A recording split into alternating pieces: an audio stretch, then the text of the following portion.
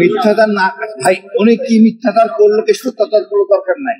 আমি 90 সালের যে বিপ্লব পুলিশ মেজর ছিলাম, আমার বাসার ঠিক আয়নাঘরের পিছনে ছিল। কারণ অকারণে আমি যাইতাম ওই মসজিদে, আমি নামাজ পড়তাম, আমি জায়গাটা চিনি। আমি আপনার 5 সাল থেকে ছিলাম চট্টগ্রাম র্যাবের, কারণে অকারণে ঢাকায় আসতাম। ওটা ছিল জয়েন্ট ইন্টারভেনশন সেল, অনেক জঙ্গি টঙ্গি নিয়ে ওখানে ইন্টারভেনশন করা হতো। ওই জায়গাটা একটা দৃশ্যমান ছিল, কিন্তু পরবর্তী থেকে ডেভেলপ করে এটাকে বন্দিশালা করা হয়েছে। আর আমি অল্প যখন আমি বুঝতে পারছি যে 2 দিন পার হয়ে গেছে, 3 দিন পার হয়ে গেছে, আমার মারা হয় নাই, যে প্রশ্ন করতে উত্তর মিলতেছে না, তখন মারার সম্ভাবনা আপাতত নাই। আমি কৌশলে এলাকাটা চিনে ফেলছি, জায়গাটা আমার পরিচিত ছিল। বলছি আমি বাথরুমের কমোডের উপরে দাঁড়ালে দেখা যায়। আর ওইখানকার একটা ছেলেকে আমি ব্ল্যাকমেল করে ফেলেছি, না এটা আয়নাগর, এটা কচু খেতে না, এটা হলো গুলশান 2 সেফ হাউস। ও বলে না, বার্গেনিং করতে হবে 1 লাখ পর্যন্ত, 10,000 20,000, 1 লাখ হওয়ার পর সে বলে চ্যালেঞ্জ, এটা কচু খেত। আমি এইবার ঠিক আছে, ওইখানকার দায়িত্বে থাকে ওয়ারেন্ট অফিসার, সুপারিনটেন্ডেন্ট বলে, সুপারিনটেন্ডেন্টকে ডেকে আনো। তারপরে সুপারিনটেন্ডেন্ট কেন, হ্যাঁ তুমি যে বললে সত্য কথা বলে দিলা, বলে দিব। এখন সে ভয় পেয়ে গেছে।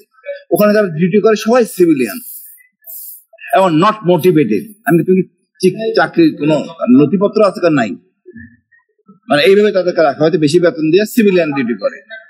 4 জন করে একসাথে ডিউটি করে, দেখার 2টা ফ্লোর দেখার জন্য 2 জন ক্যামেরা ওই মনিটর দেখে, 1 জন রান্নার জন্য দেখে, 1 জন কমান্ডার থাকে। এবং ওইখান থেকে আপনি আশ্চর্য হবেন, প্রত্যেকটি বিভৎস জায়গা বলা যাবে না। ওই ছেলে তখন বলে ফেলছে। তারপর ব্রিগেডে আপনি সাথে আমার যোগাযোগ ছিল, উনি প্রশ্ন করতেন, লেখা দিতেন, আমি উত্তর দিতাম, আমি যত করতাম, ও আমাদের মেশিনের এসে কাজ করতো। এভরিথিং ওয়াজ ক্লিয়ার, কোন দিকে কি না কি। এরপরও আমি বের হয়ে আসার পরে ওই এলাকায় গেছি, এই জায়গাটা যদি চিনা ছিল কোনো সমস্যা আছে কিনা, কোনো মিথ্যা বলার অবকাশ নাই। ওনারা ওটাকে ভেঙে আবার ডেভেলপ করতে তারা করছেন। আমি কালকে কথা বলার বুঝলাম, বন্দিশালা তো ঠিকই আছে, পৃথিবীতে কোথাও তো দরকার নাই আইনের শাসনে, তো আয়নাগর থাকার দরকার নাই। আমাকে যে প্রথমবার গুম করলো, কেন দরকার ছিল? থাকলে তো অবস্থা ডাক দিলে খুশি মনে আসতাম। গুম করে তো হ্যারাম দেখানোর কোনো কারণ নাই। আপনি আইন মানেন না, আপনি নিজে জঙ্গি, অন্যদের বলতেছেন জঙ্গি। আমি সারা জীবন জেএমবি দমন করলাম, জঙ্গি দমন করলাম, আমার বলেছে জঙ্গি, যেহেতু আমি ওনার সাথে কাজ করিনি। এটা তো হইতে পারে না। আমাদের দেশের বড় জঙ্গল শেখ হাসিনা নিজে, উনি হাসিনা নিজে জঙ্গি। আইন তাকে মানতে হবে, যে আইন মানে না সে জঙ্গি, নিজের আইনে চলে। আমরা বলতেছি প্রতিটা বিচার, প্রতিটা হত্যাকাণ্ডের কমিশন করে বিচার করতে হবে। আমরা পরিষ্কার বলতে পারবো যে কোন এলাকায় ডিউটি করছে, র্যাব করুক বা 10 বছর আগে করুক, তার ড্রাইভার, পুলিশের স্মৃতি আছে, অটোমেটিক বের হয়ে যাবে। না বলা কিছু কারণ নেই। পুলিশের গুলি খরচ করে হিসাব দিতে কি কটা খরচ করছে। পুলিশ যদি এই সময় গুলি করে থাকে, ভুয়া গুলি করে ভয় আতঙ্কে বাঁচার জন্য, এই জিনিস আবার যদি এইম করে থাকে, আমাদের পুলিশের মধ্যে অনেক শত হাজার ভুয়া পুলিশ আছে বাইরে, এরা তো এক জায়গায় আছে, টিম হিসাবে আছে, এদেরকে ব্যবহার করতে সরকার।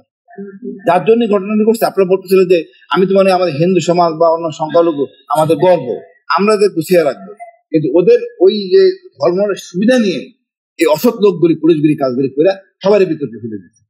তারপরে মনে করি দেশটা আমাদের পুরানো দরকার নাই, আমাদের সবাই আমরা গুছায় থাকি, শান্তি থাকি। নতুন বাংলাদেশ, আমাদের নতুন বীরশ্রেষ্ঠ আমাদের আবু সাইদ ভাই, ধন্যবাদ ভাই। আজকে আপনাদের দাবি ছিল যে আয়নাঘরে যারা রয়েছেন মুক্তি দিতে হবে, এই কথাটা একটু বলে দিন। আয়নাঘর না শুধু ভাই, আয়নাঘরের একটা সিম্বলিক, ডিবির কাছে, এনএস এর কাছে, বিভিন্ন জায়গায় লোক গুম আছে, এমনকি ভারতেও আছে, থাকতে পারে। মানে এমপি সালাউদ্দিনকে নিয়ে গেছে, অন্য কাপড় নিয়ে যায় না, আমরা জানি না। আমাদের ইলিয়াস আলী ভাই সম্বন্ধে পরিষ্কার করতে হবে, ইলিয়াস আলী ভাই সম্বন্ধে পরিষ্কার করতে হবে, কোথায় সে কি হয়েছে, বিচার করতে হবে। কিছু খারাপ কিছু হয়ে থাকে, যারা মারা গেছে বলতে হবে, পরিবার জানে মারা গেছে, যারা ব্যাপার করা আছে, ধর্মীয় ব্যাপার করা আছে। সুতরাং সবাইকে থাকতে হবে, কোনো ওইসব আদে বাদে জিনিস চলবে না। আমি বলছি পেতাত্তা সরকারের যারা আছে এরা কেউ থাকবে না।